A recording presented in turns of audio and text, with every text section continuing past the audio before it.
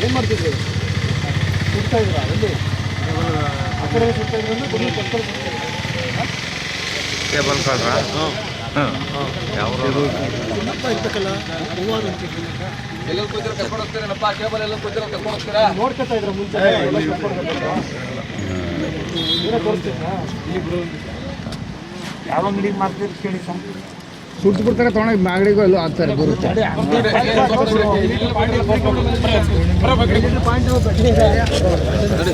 ಜವಳಿಕೆ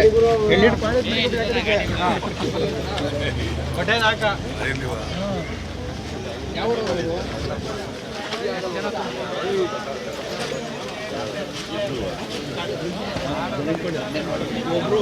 ಬೆಳವಾಡಿ ಅಂತ ಬೆಳವಾಡಿ ಅಪ್ಪ ದಣ್ಣಿ ಕೊಡಪ್ಪ